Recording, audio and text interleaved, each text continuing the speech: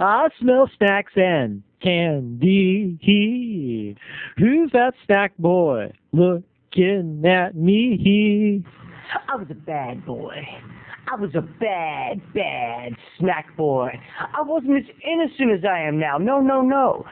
You're having a hard time believing that, aren't you? You're looking at your computer screen right now and you're saying, snack boy, no. I don't believe you. You are not pulling this off. You are not a bad boy. You are as vanilla as they come. I was a bad boy, babies. I was bad to the bone. I was so bad, you could not touch this. No, I even stole candy from 7-Eleven, and that's what this snack is about today. No, snack boy, say you didn't. Say you didn't steal the candy from 7-Eleven, snack boy. I don't want to picture you in that light. Well, it's true. It is positively true. I stole candy from 7-Eleven people. That's how bad I was. That's how badass I was. It was, and here's the worst part. The 7-Eleven I stole candy from is not the one near 1600 Okolona Street where I was raised by Sue and Ron. Oh, no, that'd be too easy, people. Ha! No. I stole candy from the 7-Eleven near Clifton Park Baptist Church. It was in this giant parking lot that shared the same parking lot that Clifton Park Baptist Church shared with 7-Eleven. And it was the day that me, my cousin Charlie, before he was Nigger White Opie, and our good friend Jevon, and Jevon was a bad element. Jevon, if you ever found Snackboy, and if you're watching this show, I mean this in a good way, you were a lot of fun, but I think we both know, Jevon, you're a bad boy. Oh, you were tough. Jevon always wore the jumpsuit, and he had a lot of gold on. He had the earrings before anyone else did. Jevon was all attitude, but he dressed really sharp. We were all kind of jealous because Jevon was always badder than we were. Always badder.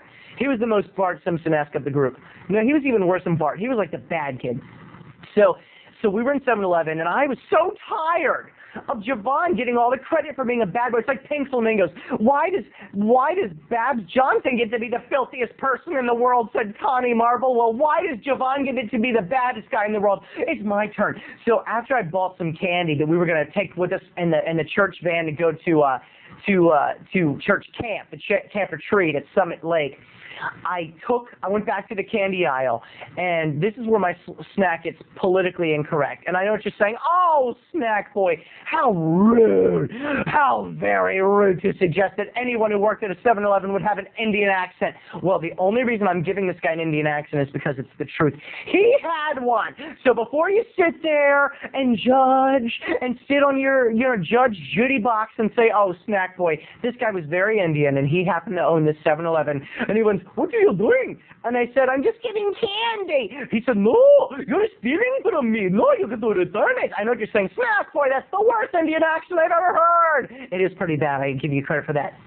So he'd be like, oh, give me that here, give me that bag. And I was like, no, I don't have to give you that bag. He was like, oh, you stole candy. And then Jevon goes, Terry, did you really steal candy? And I whispered, shh, leave this up to me. And I went up to him and I said, sir, did you accuse me of stealing candy? And I was like in the 6th grade. This is why it's funny. I was trying to be badass. He was like, you did. Let me look in that bag and see your receipt.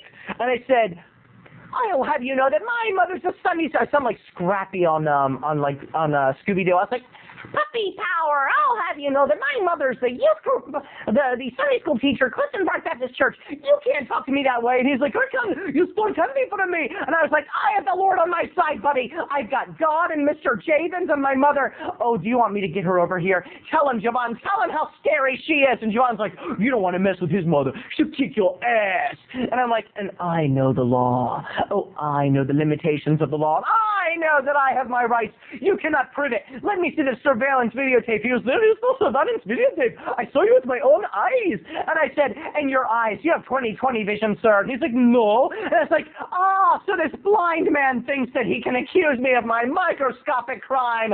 Oh, sir, oh, please. He's like, leave, take your candy and go. And I said, I'll go, and I'll go with the Lord on my side. And he said, get out, you thief. And I was like, I can super slander. And to this day, I want to apologize to that guy, because you know what? I did steal a candy. And I didn't even enjoy it, because I know as I ate it, I felt guilt. I felt guilt for my actions, people. I looked here, and I looked in my heart, and I said, maybe I did the wrong thing. But the candy was pretty good, to be honest with you, and it gave me a nice sugar high.